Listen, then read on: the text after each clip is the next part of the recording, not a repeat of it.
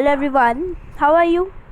I hope you're fine. So today we are going to do our chapter number 1. We have done part A, tell the story of Om Prakash Valmiki ji, and now we are going to start our B part, and we will be focusing it and we will be doing this chapter in 3 parts, as I have uploaded first part. So now let's start the video. So we were here. The second story, we have to discuss the next story of the Mr. and Mrs. Ansari. And Mr. and Mrs. Ansari are finding a home in the India's largest cities, and they go to a property dealer and they say them that please we want apartment for lease, and there is no issue for paying the rent, and we are having money. And the dealer took them to a few apartments, and the landlords and the landladies always refuse them, as they look their cast that they are eating non-veg, and they refused apartments as they were Muslims. और उन्होंने देखा जो बहुत सारे लोगों ने जब उन्हें मना कर दिया, and when they were going to another apartment, तो जो प्रॉपर्टी डीलर थे उन्होंने कहा कि आप अपनी कास्ट क्यों नहीं चेंज कर देते, आप मिस्टर एंड मिसेस कुमार अपने आप को प्रोनाउंस कर लेना। पर जो मिस्टर एंड मिसेस अंसारी ने रिफ्यूज़ कर दिया, कहते कि ये हमारी जो रिस्पेक्ट है उसे हार्म करता है, तो हम ऐसे नहीं करेंगे। उन्होंने बहुत ज़्यादा अपार्टमेंट्स देखे, फिर बहुत ही ज़्यादा मेहनत करने के बाद उन्हें फाइनली एक अपार्टमेंट मिल गया, जिसकी लैंडलेडी उन्हें रेंट देने के लिए या उसे रेंट पर देने के लिए अपार्टमेंट तैयार हो गई। तो आगे है रिकॉग्नाइजिंग डिग्निटी होता क्या है, तो अब वो पढ़ेंगे। सबसे पहले हम you have understood by now that the caste we are born, the religion we practice, the class background we come from, whether we are male, these are the often things that determine why some peoples are treated unequally. Om Prakash Valmiki and the Ansari are being treated unequally on the basis of different caste and religion.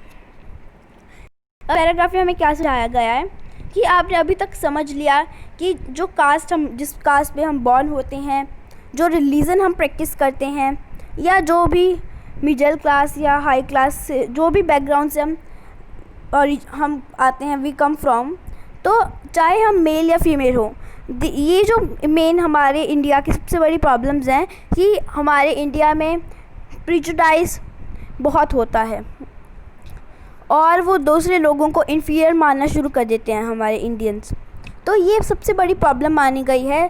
कि आपने अभी हमें देखा कि ओम प्रकाश वाल्मीकि और अंसारी जी की हमने जो स्टोरीज़ पढ़ी, उनमें बताया गया है कि वो वो इक्वली ट्रीट नहीं हुए, वो उन्हें अनइक्वली ट्रीट किया गया। उनके जो बेसिस था वो उन्हें दूसरों से डिफरेंस माना गया कास्ट और रिलीजन की वजह से। किसी की कास्ट लो थी इसलिए उन्हें नहीं दिया, और किसी का रिलीजन कोई और था इसलिए उसे स्वीप करवाया।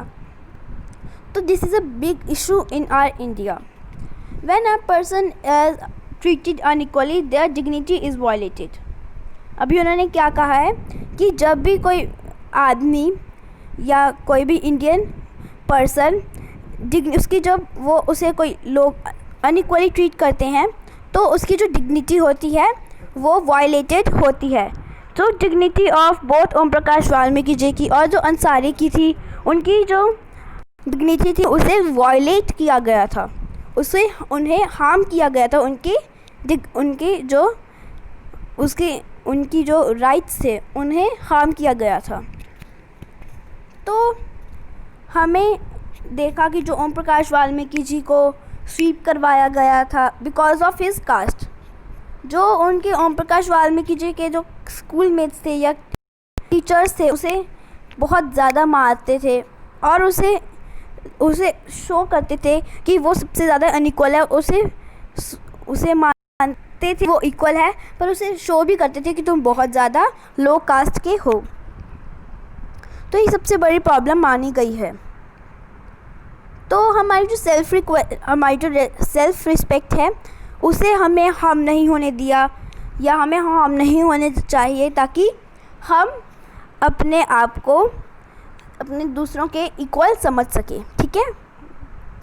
अभी ओम प्रकाश वाल्मीकि जी और जो अंसारी हैं वो do not deserve to be treated like this. ऐसा नहीं ट्रीट किया जा सकता, क्योंकि वो भी हमारे जैसे इक्वल हैं। उन्हें भी सेम रिस्पेक्ट देनी चाहिए जो हम किसी और को देते हैं। हमें ऐसा नहीं मानना चाहिए कि वो लो कास्ट के हैं और कोई और बड़ी कास्ट का है, तो ये मानना बहुत बुरी है, क्योंकि हमारे जो लॉ है उसके अगेंस्ट है। क्योंकि हमारा जो लॉ है वो कहता है कि एवरीवन इज़ इक्वल। और आगे अभी देखते हैं इक्वालिटी इन इंडियन डेमोक्रेसी। जैसे कि मैंने आपको बताया कि जो हमारा इंडियन कॉन्स्टिट्यूशन है वो सभी को इक्वल मानता है, वो सभी को एक इक्वल बनाया गया, उसे सभी को एक इक्वल राइट्स दिए जाते हैं। दिस मीन्स दैट सभी जो एवरी इंडिविजुअल, हर एक पर्सन इंडिया का इंक्लूडिंग मेल या फीमेल है, जो वो कौन से भी कास्ट से है, कौन से भी रिलीजन से है, कौन से भी ट्राइब से है, वो एजुकेशनल है या इकोनॉमिक से, कौन से भी बैकग्राउंड से हैं, वो मैटर नहीं करता और वो सभी इक्वल हैं। This is not to say that inequality cases to exist. जो इनइक्वालिटी हमारे इंडिया में अभी भी फाउंड की जाती है, यह इस लाइन में लिखा है, it doesn't, but at least in democratic India the principle of equality of all person is recognised, while earlier no law existed to protect people from discrimination and ill treatment। अभी क्या समझाया गया है, चलो देखें कि हम पहले लोगों को इक्वल नहीं माना जाता था, पर जब से इंडिया का हमारा लॉ आया है उसने सभी पीपल को इक्वल बना दिया है। ठीक है। आगे हमें बताया गया है कि जो इंडिया की इक्वालिटी है उसमें सभी चीज़ें इंक्लूड करती हैं, जैसे caste system, every person is equal before the law. ये चाहे कुछ भी मीनिंग है, जो चाहे कांता है, प्रेसिडेंट ऑफ द कंट्री या कांता, उन्हें सभी को सेम मानेगा लॉ। चाहे प्रेसिडेंट बहुत ही ज़्यादा रिच होंगे या प्रेसिडेंट बहुत ज़्यादा ऊपर वाली पोस्ट पर होंगे, चाहे कांता बहुत ही ज़्यादा लोगों के घर पे जाके काम करती है, उन्हें सेम इक्वल माना जाएगा, चाहे वो कहीं भी रहते हैं या उनकी कास्ट अलग है। लॉ के बिफोर उन्हें सेम माना जाता है। Second, no person can be discriminated against on the basis of race, religion, caste, place of the birth, whether they are female और मेल। सेकंड पॉइंट ये हमारा कहता है लॉ कि कोई भी पर्सन डिस्क्रिमिनेट नहीं किया जाता उसके बेस पे, जैसे कि वो काला है या गोरा है, उसका रिलीजन कौन सा भी है, चाहे वो मेल है फीमेल है, इसके बेस पे उसे डिस्क्रिमिनेट नहीं किया जा सकता। Third, every person has access to all public places including playground, hotel, shops and markets. सभी जो लोग हैं उन्हें पब्लिक प्लेसेस पे जाना अलाउड है, उन्हें कोई भी रोक नहीं सकता। जैसे हमारे प्लेग्राउंड्स होते हैं, आपने देखा होगा स्टेडियम्स, वो होटल्स जो हैं जहाँ जाकर खाना खाते हैं, शॉप्स होती हैं जो मार्केट्स होते हैं। All person can use public places available wells, roads, bathing ghats. Fourth, untouchability can be abolished. हाँ, अब यहाँ समझाया गया है कि सभी पर्सन अपने जाकर यूज़ कर सकते हैं पब्लिक प्लेसेस को, जैसे wells, roads, bathing ghats etcetera. और फिर समझाया गया है कि जो अनटचेबिलिटी है, अनटचेबिलिटी मतलब होता है कि किसी को कम मानना, उसके बुरा कहना, वो अब हमने नहीं फॉलो करनी, वो हमारे इंडियन लॉ के खिलाफ है। हाँ, अब हम यहाँ तक पढ़ेंगे, यहाँ से मिड डे मील स्कीम तक पढ़ेंगे। जो नेक्स्ट पार्ट होगा हम उसमें दूसरा पढ़ेंगे। गवर्नमेंट ने 2 वेज़ में लोगों को ट्राई किया है कि वो इक्वालिटी को बनाए रखें। उन्होंने एक, जो आपने देखा होगा, जो गवर्नमेंट स्कूल्स हैं उनमें मिड डे मील स्कीम चलाई गई है। ये जो स्कीम है उन्हें हेल्प करती है ताकि लोगों को इक्वल बनाया जा सके। वो चाहे वो अमीर है गरीब है, वो एक लाइन में ही बैठकर खाएं।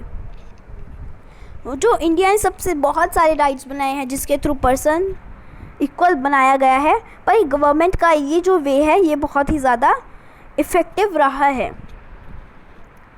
ये जो गवर्नमेंट ने मिड डे मील स्कीम मैंने आपको बताई स्टार्ट की थी, ये 2001 में बनाई गई थी और तमिलनाडु पहला जो स्टेट थी जिसने ये स्कीम स्टार्ट की थी। 2001 में सुप्रीम कोर्ट ने सभी स्टेट्स को ऑर्डर दिया कि आप mid day meal scheme start करें इन 6 मंथ्स ओनली।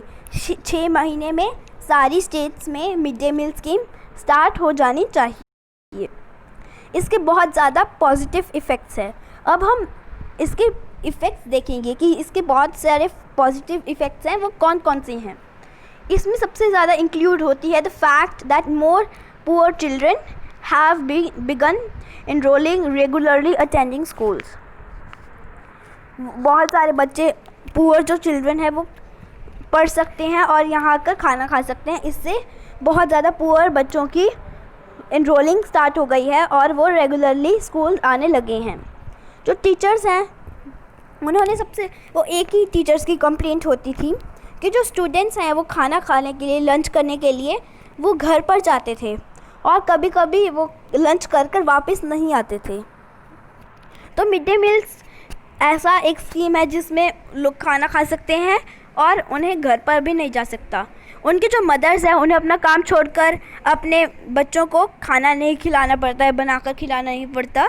ये भी इसका एक पॉजिटिव इफ़ेक्ट है। और सबसे बड़ा इफ़ेक्ट कि जो पुअर होते हैं उन्हें खाना नहीं मिला, वो उन्हें बहुत देर तक खाना नहीं मिलता, तो ये है स्कीम जिससे उन्हें खाना मिल सकता है। और वो जो हमारे खाली पेट से बैठकर पढ़ा नहीं जाता, तो ये बच्चों की, जो गरीब बच्चों के पेट भरता है। ठीक है, तो ये हमने लास्ट टाइम अभी पढ़ी कि the students can not concentrate because their stomachs are empty. तो उनका अगर पेट खाली है तो वो पढ़ेंगे कैसे। ठीक है, तो आज की बस ये पार्ट में हम इतना ही पढ़ेंगे। जो बाकी जो लेफ़्ट है, इतना लेफ़्ट है बच्चों, इतना लेफ़्ट है फ्रेंड्स, तो ये हम नेक्स्ट पार्ट में पढ़ेंगे। So thank you, bye bye for attending the class.